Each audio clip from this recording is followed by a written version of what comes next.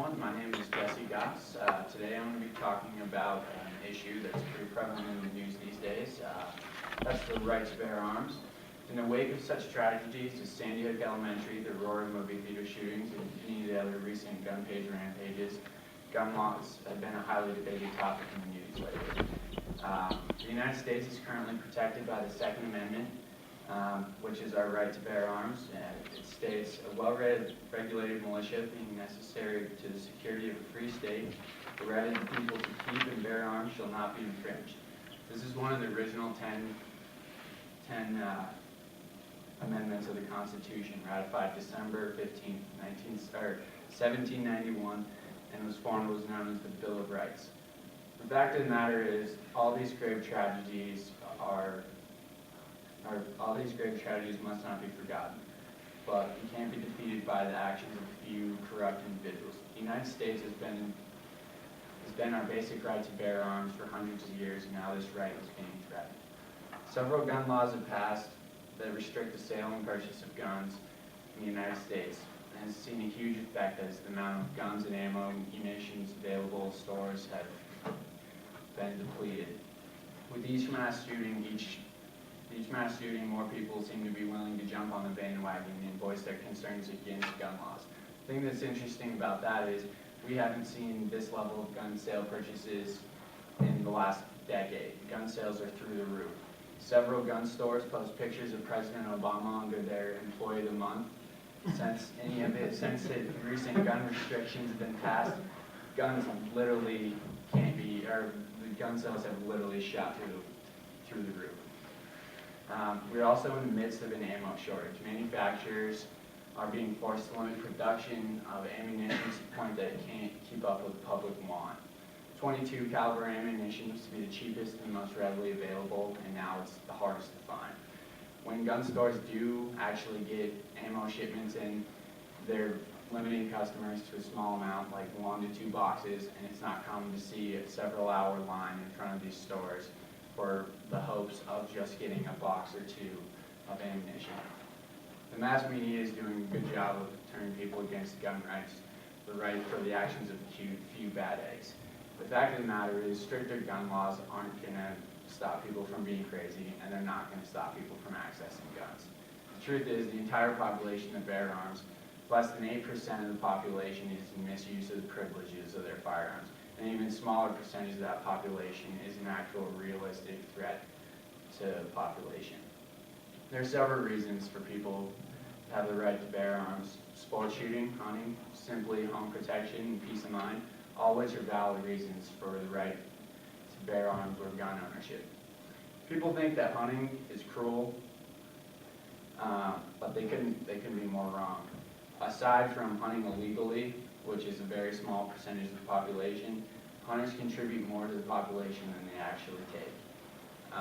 Several hunters put in time and effort, whether that be physically, on improving land, improving water sources, anything like that, to contribute to the wildlife conservation. Here in Colorado, we've seen a huge spike in our pheasant population in the past couple of years because of efforts made by wildlife conservation, paid for by the hunting licenses and tags that are required for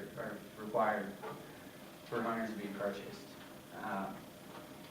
The fact of the matter is, a lot of people think that they're above killing, and they think it's very unhumane. But the fact of the matter is, a lot of people that say they're against hunting will eat the meat that they get from the slaughterhouses, or eat the mechanically separated chicken that you get at McDonald's and your chicken nuggets. Hunters also contribute by regulating the amounts of population. People don't generally consider this as a possibility, but the turkey was reintroduced in parts of the Midwest, like Iowa and Illinois, and the population has skyrocketed. They've done so well that they're actually destroying the habitat for the pheasant. Places of Iowa that were once considered world-class pheasant hunting places can no longer be hunted because of turkey's domination. And because of this, hunters are allowed to take more turkeys each season in attempts to reduce the population to maintain a balance between everything. We need the help of our hunters and outdoor enthusiasts to maintain wildlife areas that are being endangered danger of being destroyed. Gun laws take the guns out of hands of the citizens that are actively following gun laws. Most of the weapons that are used for violent crimes are illegally purchased or stolen, not purchased guns by law-abiding citizens. Although I'm a strong believer in the right to bear arms, I don't feel it's necessary for high-capacity clips or automatic assault rifles. The fact of the matter is you don't need an assault rifle to shoot a deer in a field. That's just unnecessary. Colorado has done a great job of taking certain steps to limit the capacity of rounds to now 15 rounds. They're also attempting to close gun loopholes, and now you're required to pass a thorough background check in order to buy a gun here in the state of Colorado. This has been relatively good, since how we've seen a lot of mass shootings here in our own state, but it's come with certain repercussions. Several companies have left Colorado in recent years because they're worried a stricter gun regulations will put their companies quite literally out of business. Violent video games are also to blame.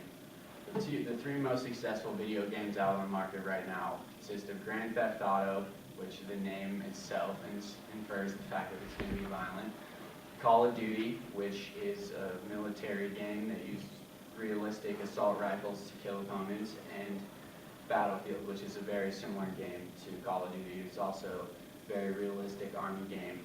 Children at young ages are being allowed to access these games and are being exposed to extremely violent video games. This is in part to blame, and it's no surprise why our youth is being corrupted. Measures need to be taken in order to make gun laws safer. This doesn't mean that we need to take our gun rights away from us. We need the support of the people in order to make sure that the right gun laws are being passed. We need to educate our citizens on which gun laws restrict the right to bear arms and which restrict the right to bear unnecessary arms like assault rifles or high-capacity magazines. With the population better educated, gun law is important,